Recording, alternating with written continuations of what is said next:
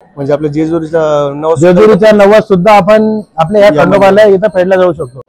प्रति जेजुरी म्हणून या सातारा गावातील खंडोबाला मानले जाते। ह्या प्रतिमूर्तीला लोक इथे अभिषेक करू शकतात की हे खंडोबाचं स्थान आपलं 7वं स्थान म्हणून हे प्रसिद्ध आहे। तर जय श्रीराम मित्रांनो, माझं नाव आदित्य आणि स्वागत आहे तुमच्या सगळ्यांचं आपल्या नवीन ब्लॉग मध्ये। मित्रांनो, आजच्या ब्लॉग मध्ये आपण भेट देणार आहोत छत्रपती संभाजीनगर जिल्ह्यातील सातारा या गावात, ज्या गावामध्ये आपल्याला खंडोबारायाचे एक अतिशय प्राचीन आणि सुंदर मंदिर पाहायला मिळतं, ज्या मंदिराचा इतिहासही फार महत्वाचा आहे। तर मग आजच्या ब्लॉग मध्ये आपण या मंदिराला भेट देऊयात, या मंदिराची सविस्तर माहिती घेऊयात आणि मंदिरामागचा असलेला इतिहासही समजून घेऊयात।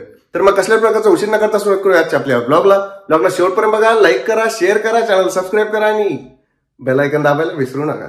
तर जय श्रीराम मित्रांनो, आता आपण आलेलो आहोत छत्रपती संभाजीनगर जिल्ह्यातील सातारा या ठिकाणी।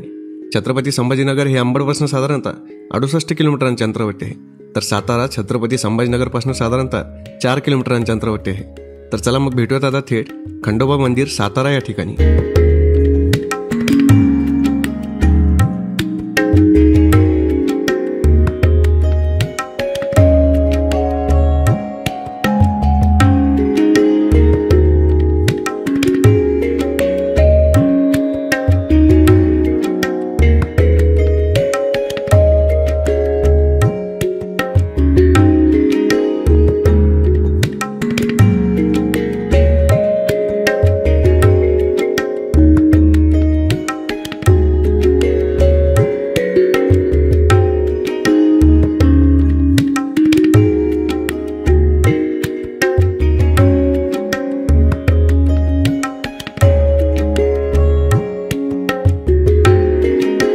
मित्रांनो, जसे की आता आपण खंडोबा मंदिर सातारा या ठिकाणी पोहोचलेलो आहोत, तर आता आपण अगोदर या मंदिर परिसराची थोडक्यात पाहणी करूयात आणि त्यानंतर या मंदिराची सविस्तर माहिती घेऊयात।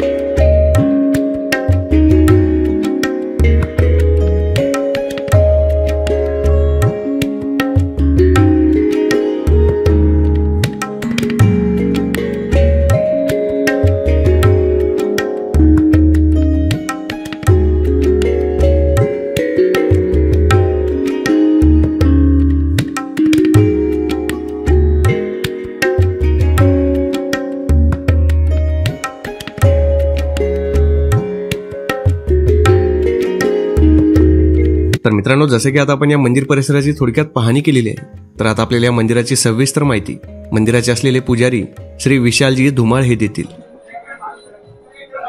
जय मल्हार, मी विशाल विजयराव धुमाळ, खंडोबा मंदिराचे पुजारी।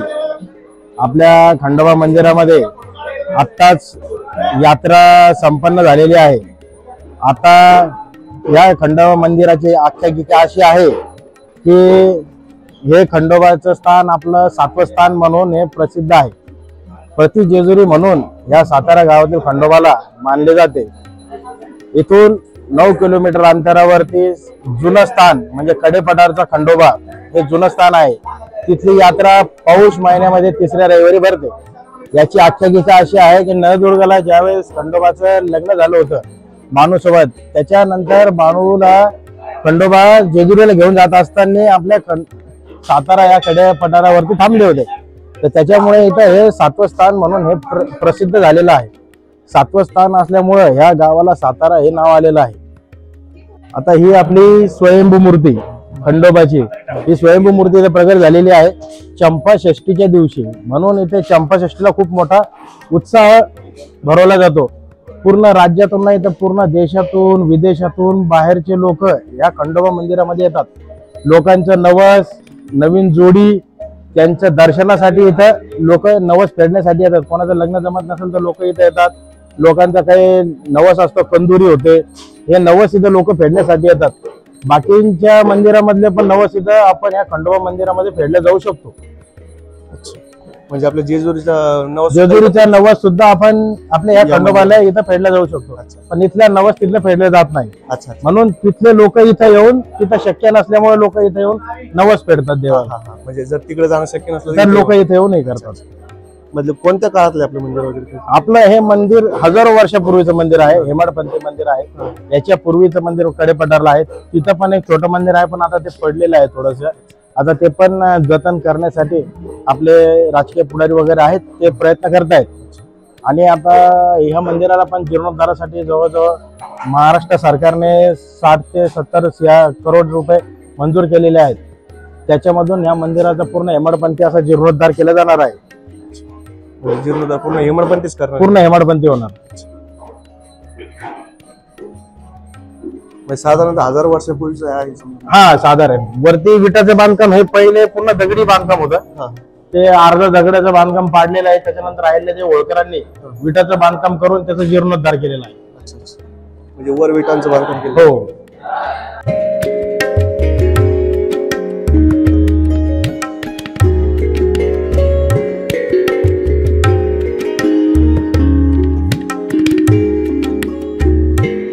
ही प्रतिमूर्ती खंडोबाची अभिषेकासाठी ही मूर्ती आपण इथं ठेवलेली आहे. खंडोबाची प्रतिमूर्ती इथं आहे. ह्याच मूर्तीला अभिषेक केला जातो. वरच्या मूर्तीला फक्त चंपाषष्ठीच्या दिवशी आणि महालक्ष्मी उठल्याच्या दुसऱ्या दिवशी 2च वेळेस वरच्या स्वयंभू मूर्तीला अभिषेक हा पुजाऱ्यांच्या हस्ते होतो. बाकी कोणाला ज्यांना अभिषेक करायचा असेल त्याच्यासाठी ही उत्सव मूर्ती म्हणून इथे आहे. ह्या प्रतिमूर्तीला लोक इथे अभिषेक करू शकतात. त्याच्यानंतर इथे महादेवाचे 3 पिंड आहेत, 1, 2 आणि इथे 3. हे खंडोबाच्या बाजूला 3 पिंड ठेवलेले असतात. म्हणजे देवाचं पाणी वगैरे इथं ते तीर्थ वगैरे लोक महादेवाचं इथं घेऊ शकतात.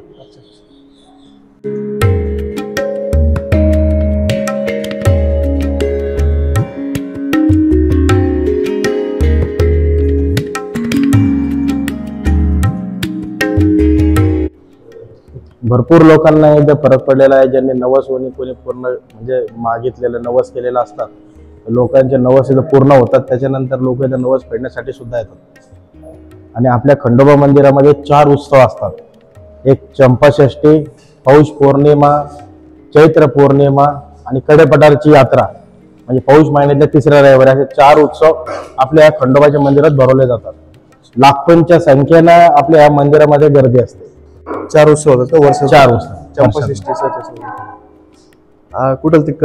कडेपठार पौष महिन्यातल्या 3ऱ्या रविवारी, चंपाषष्ठी, चैत्र पौर्णिमा आणि पौष पौर्णिमा.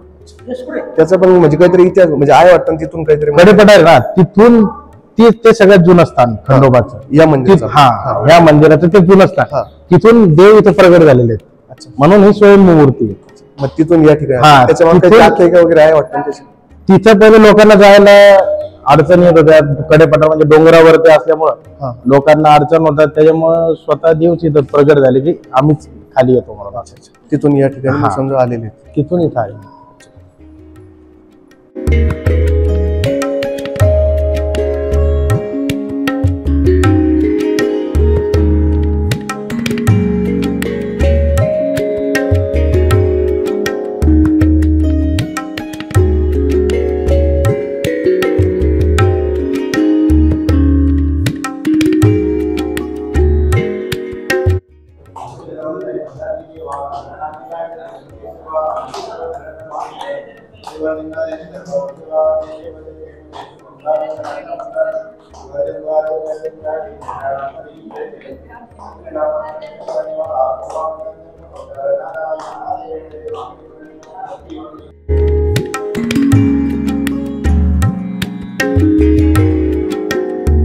तर मित्रांनो, अशा प्रकारे आपण श्री खंडोबा मंदिर सातारा या ठिकाणची माहिती घेतली.